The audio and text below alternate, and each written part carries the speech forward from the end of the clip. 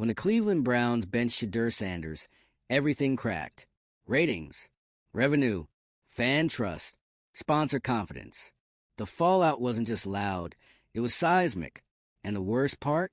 The league did it to itself. This wasn't just a personnel decision. It was a calculated betrayal, executed in the spotlight, with millions watching and waiting. The NFL had built weeks of hype around Sanders. The next-gen quarterback, the charisma, the family legacy, the eyeballs. And then, when it was finally time for him to lead the Browns in one of the most anticipated games of the season, they pulled him. They gave the ball to Joe Flacco. No disrespect to Flacco, but you could feel the energy shift in real time. What was supposed to be a ratings juggernaut turned into a funeral march. If you're into the real story and all the messy twists they don't show on highlight reels, go ahead and subscribe. And if you're sticking around to see how this Browns QB chaos plays out, you should definitely be subscribed. The stadium buzz flatlined. The viewers dropped off. And just like that, the league's perfect storyline turned into a PR nightmare. This wasn't just a benching. It was brand sabotage. People weren't tuning in to watch a legacy quarterback collect dust on the sidelines. They came for Shedeur, for the youth, the drama, the unpredictability. They came for the future. And the league handed them a flashback instead, slow, methodical, uninspired. It was the equivalent of advertising the Super Bowl and airing a preseason game. And the public? They didn't just notice, they revolted. Ratings didn't dip, they plummeted. A 40% crash in prime time. Do you know how hard it is to tank NFL ratings in the middle of the season? It's unheard of. But Cleveland managed it in one decision, one press release, one deeply unconvincing justification for why their most talked-about player wasn't on the field. They said it was a strategic move, but fans weren't buying the spin. They knew what it really was: internal politics, ego warfare, and the latest chapter in a saga of organizational dysfunction. And honestly, everyone's tired of pretending the Browns are just figuring things out. This wasn't strategy. It was sabotage, a self-inflicted wound dressed up in coach speak and PR fog. And the money? Oh, the money hemorrhaged instantly. Streaming services that banked on Sanders' name, down double digits in engagement. Sponsors that poured millions into pre-roll ads featuring Shedeur's face, scrambling to renegotiate. Betting markets, chaos. Jerseys, returned in droves. Even fantasy leagues, already skeptical after weeks of weird roster decisions, erupted with outrage. One decision, and the entire financial scaffolding started to wobble. You'd think a league as image-obsessed as the NFL would have seen this coming. You can't spend an entire offseason hyping up a rookie running branded content, pushing interviews, micro-documentaries, and then just bench him without explanation. It's not just bad optics. It's bad business. And here's where it gets even worse. The fans didn't just turn on the team. They turn on the league. Because when you mess with the on-field product, when you tamper with the authenticity of the competition, you're messing with trust. And in sports, trust is currency. Without it, what are you even watching? The Browns' locker room is reportedly in turmoil, and you don't need sources to figure that out. The body language alone. Players looking over their shoulders, veterans grimacing on the sidelines, tension bleeding into every possession. It's palpable. And if you listen closely to the post-game interviews, the usual "we trust the coaches" lines sound forced. Because at this point, who does trust them? Not the fans, who shelled out for overpriced tickets only to watch their team implode. Not the players, who now know talent doesn't guarantee opportunity. And not the sponsors, who are realizing that star power isn't just decoration. It's the entire show. The NFL has long walked a tightrope between tradition and entertainment. But here's the hard truth they're starting to learn. People don't just watch for the sport anymore. They watch for stars, personalities, storylines. You can't dangle a rising star like Shedeur Sanders in front of the world and then pull the rug out when it's time to deliver. This isn't 1985. This is the age of streaming, memes, and real-time outrage. And when people feel bait and switched, they don't wait for the morning paper. They drag you before the next commercial break. And let's be real, this didn't happen in a vacuum. This is the second major controversy involving Sanders in the span of weeks.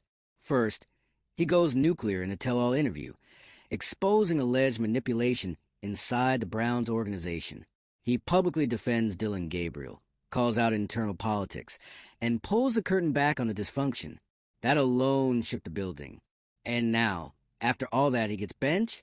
We're supposed to believe that's coincidence? Please, the optics are atrocious. It doesn't matter what spin they feed the press. The world sees it for what it is. Punishment. Power games. A warning shot to anyone else thinking of speaking out. And it backfired spectacularly. Because all the Browns managed to do was prove Shedeur right. Everything he said in that now viral interview about control, sabotage, pre-decided outcomes. It looked a lot less like theory the moment he was pulled from that lineup. And the league? They let it happen. No transparency. No accountability. No attempt to clarify. Just more silence from a commissioner's office that loves to stay quiet until the checks stop clearing. Well, guess what? The checks are starting to bounce. NFL execs are now facing the uncomfortable reality that their shiny, invincible product can actually break when you mess with the ingredients. Shedeur wasn't just a quarterback. He was the story, the draw, the clickbait king, the future of football marketed as a movement, and they benched him like he was a placeholder. And now they're paying for it. There's a reason they call it star power. And when you bench your stars, you dim the whole league. This isn't just about Shedeur. It's about how modern football works. The league has built an empire on stories, on personalities larger than life, on players who generate engagement, on games that feel personal. You don't just tune in to see if your team wins. You tune in to watch the drama unfold. And without Shedeur, there was no drama, no fire, no unpredictability, no tension, just a painfully predictable game led by a quarterback whose best years are in the rear view, and a coaching staff that looked paralyzed by their own decision. This could have been a statement game, a redemption arc, a viral moment. Instead, it was a ratings graveyard. And the Browns? They look like the villains in their own saga. Because here's the thing. When you bench the most talked about player in the league, without transparency, without merit, and after he publicly challenges a system, you're not just losing a game. You're losing the room, the fan base, the brand, and maybe, if you're not careful, the entire franchise. So where does this leave us? The league's at a crossroads. Shedeur's future with the Browns is in limbo. The coaching staff credibility is hanging by a thread. And the fans? They're watching every move like hawks, waiting for anyone to make this right. If Shedeur demands a trade, it's going to trigger a full-scale revolt. If he stays, the pressure on the Browns to clean house will be overwhelming. And if the league doesn't step in soon, they're going to be dealing with a lot more than bad ratings. They'll be dealing with open rebellion. So, NFL, what's the next play? Because this was a fumble heard around the world. Let us know your take in the comments. Did the Browns just torch their future? Was this personal? Should the league step in? And where do you want to see Shedeur play next if this whole situation melts down completely? Don't forget to subscribe for more unfiltered football drama, weekly meltdowns, and the stories they don't want you to hear. This is far from over. What we're watching now isn't just a team crisis. It's a slow-motion implosion of the very infrastructure the NFL pretends is unshakable. A rookie got benched, and the entire machine choked. Not because he was some random prospect. Because he was the story, the draw, the disruptor, the spark that lit the whole stadium on fire, until someone upstairs decided to cut the power. And now, we're watching the league scramble to explain why half the country changed the channel. Let's talk about that drop-off, because 40% isn't just a decline. That's disaster territory. That executives pacing conference rooms, holding emergency calls with sponsors, fielding passive-aggressive emails from streaming partners who suddenly aren't meeting ad benchmarks. It's jersey contracts quietly being reviewed. It's ticket sales slumping like someone turned off the lights at the box office. And most embarrassingly, it's social media turned the entire league into a punchline. Memes. Think pieces. YouTube rants with titles like the NFL's dumbest move of the decade. And underneath it all, a growing sentiment that something is deeply broken. Because if Shedeur Sanders can be benched for no legitimate reason after carrying half the league's hype on his back, what does that say about the state of professional football? What does that say to other rookies? What does that say to fans who invested emotionally and financially in a season-long narrative that got erased like a typo in a PR statement? It says the league doesn't care about the story, the people, or the product. It only cares about control. And control is killing them. You could feel it in the stadium. That energy, the heartbeat of an NFL game, wasn't there. No chance. No momentum. No edge-of-your-seat unpredictability. Just a collective, stadium-wide exhale of disappointment as Flacco jogged out, and the cameras didn't pan to Shedeur. People came for fireworks. They got a funeral. Fans didn't even bother to pretend they were okay with it. You had people walking out before halftime, merch being returned in real time, signs that read, "Where's Shedeur?" getting confiscated by overworked stadium security. One guy even threw his Sanders jersey onto the field during a timeout. The tension wasn't subtle. It was palpable. And then came the press conference. You could practically feel the scripted answers oozing out of every Mike Stefanski standing there, looking like a man who knows the walls are closing in, mumbling something about veteran experience and matchup advantages. As if anyone believes that nonsense. If Flacco was your best chance to win, why did you hype Shedeur all season? Why build a narrative around a kid you clearly never intended to let lead? Why sell us the dream if you planned to kill it the night we showed up? The worst part is, they didn't even try to give fans a courtesy of a real reason. There was no injury, no disciplinary action, no performance dip.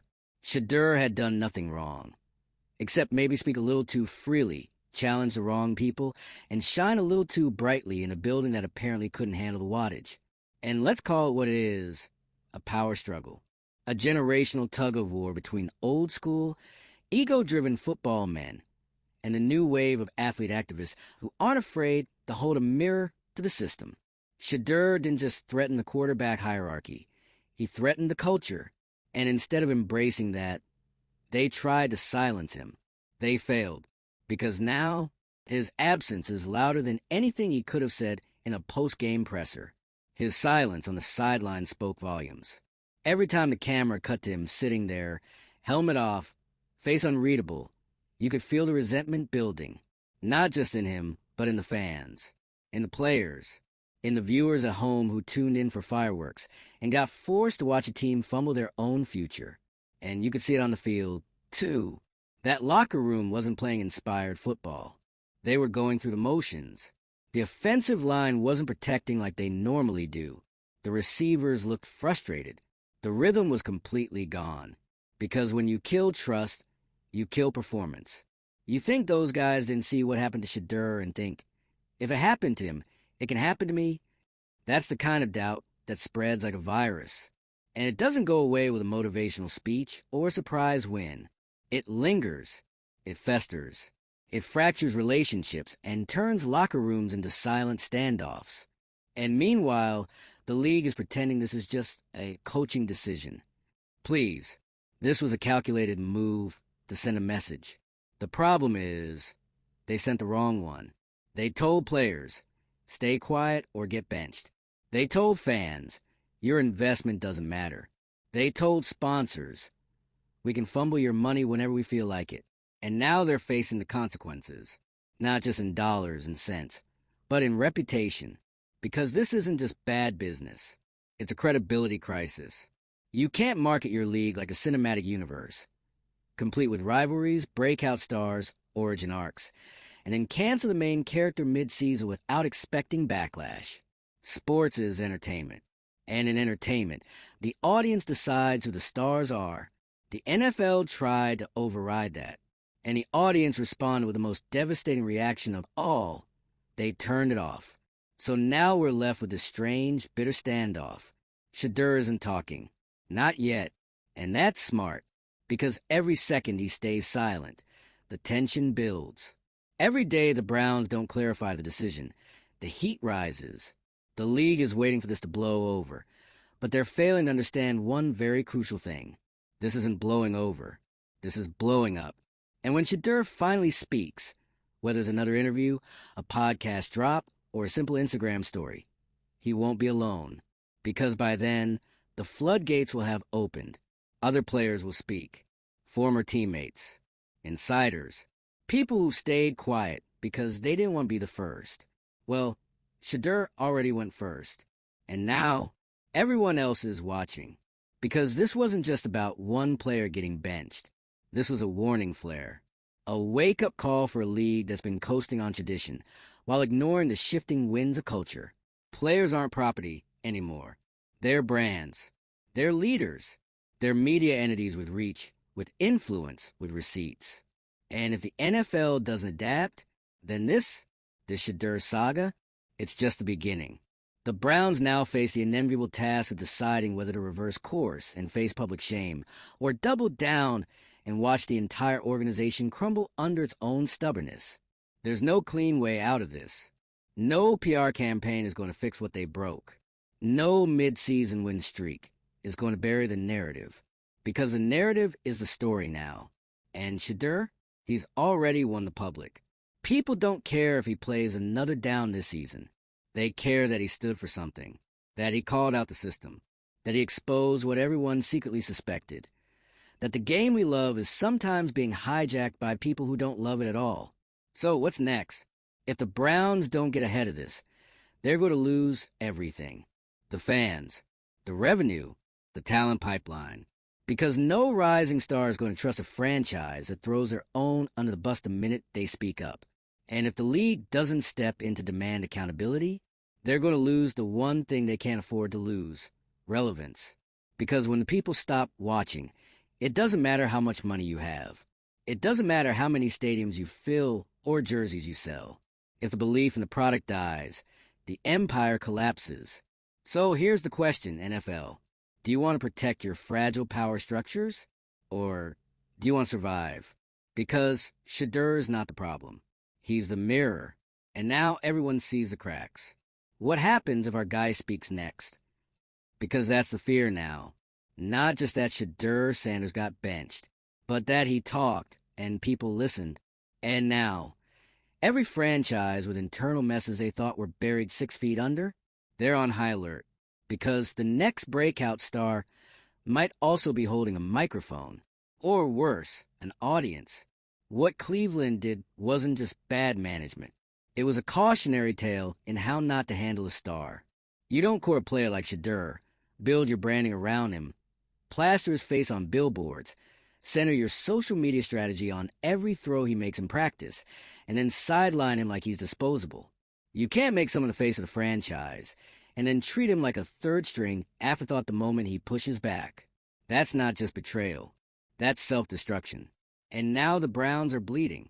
On the field, off the field, across every KPI that matters. Ratings? Down. Stadium morale? Dead. Team chemistry? Non-existent. And as for public trust? Let's not kid ourselves. It's gone. And they earned every bit of that backlash. Because let's not forget, this wasn't a reaction to poor play. Shedeur wasn't out there throwing picks every drive or missing open looks. He didn't fumble the moment. The team fumbled him. They pulled him not because he wasn't good enough, but because he was too real, too vocal, too transparent, too willing to challenge the playbook behind the playbook. And that's what scares these old-school organizations more than anything. Not losing, not even controversy, but losing control of the narrative. They're terrified of players with platforms, players who won't smile through the dysfunction, players who come into the league already media-trained, already owning their brand, already knowing how to weaponize a podcast episode. The NFL used to be able to bury stuff like this. Not anymore. Not when one rookie with an iPhone and a voice can hijack the entire news cycle. And you know what makes all of this even more embarrassing for Cleveland? They still don't have a plan. There's been no correction, no apology, no acknowledgement, just radio silence and more vague post-game pressers filled with, "We felt this gave us the best chance to win," as if anyone still believed that lie. As if Joe Flacco stepping in over Shedeur in a must-watch game was about football. Let's be honest, it was never about football. It was about keeping the loudest guy in the room out of the spotlight. It was about punishing authenticity. And it was about sending a message. But here's what they didn't anticipate. We got the message too, loud and clear. And now, every fan who stood behind this team, they're standing on the outside looking in, asking themselves a question no franchise ever wanted supporters to ask. Why should I care? Why invest in a team that doesn't respect its own future? Why buy tickets, jerseys, and Sunday packages when the product on the field is filtered through ego and agenda? Why believe in a rebuild when you bench the blueprint? You bench the guy who was the culture shift. And if you're another team in the league, if you're a GM watching this play out like some kind of slow-motion disaster film, you're already circling your calendar for the off-season. Because if Shedeur Sanders becomes available, through trade, release, or revolt, you know the market will explode. Every team with a quarterback crisis, they're salivating. Every coach who wants a fresh start with a real leader, they're lurking. Because no matter how Cleveland tries to spin this, the truth is simple. Shedeur is a franchise QB, not just because of his mechanics or his pedigree or the YouTube montages, but because he moves people. He has the rare ability to make fans feel something raw, something urgent, something real. And you don't bench that. You build around it. You protect it. You fight for it. And if you don't, if you treat it like a liability instead of an asset, you don't just lose games. You lose the soul of your team. Right now, Cleveland looks soulless. A hollow-shelled team that had momentum, had energy, had a chance to become something more than a footnote in football mediocrity. And they threw it away. So now what? Does Shedeur speak again? Or does he let the silence stretch until it breaks someone else? Does he finish the season riding pine while the Browns front office pretends everything's fine? Or do we reach a breaking point where someone gets fired, someone gets traded, and the truth finally rips its way out of the locker room? Because make no mistake, there's more to this story. You can feel it simmering under the surface. Players know what happened. Staffers know what happened. Everyone involved in this situation knows that this wasn't a normal coaching decision. It was a statement. And eventually, someone else is going to talk. Another leak, another voice, another confirmation that the dysfunction runs deep. And when that happens, the Browns won't just lose a quarterback. They'll lose the last thread of credibility they were clinging to. Because if you silence your future, you forfeit your legacy. Shedeur Sanders isn't going to fade quietly. He can't. He's too plugged in, too relevant, too resonant with the next generation of fans and athletes. He's the quarterback version of a cultural shift. And that shift is coming, whether the league is ready or not. So here's your final whistle. NFL, stop punishing players for being more than athletes. Stop silencing the voices that make the game human. Stop confusing control with leadership, because they're not the same thing. If you keep benching the future, don't be shocked when the fans walk out with it. Drop your thoughts in the comments. Was Shedeur's benching just bad coaching or something much darker? Should he demand a trade or make the Browns fix what they broke? And do you think the NFL can survive the backlash if more players start exposing the system? Subscribe for more drama, breakdowns, and savage truths the league would really prefer we didn't say out loud. Because in a league built on stars, benching the brightest one, that's not strategy. That's self-destruction.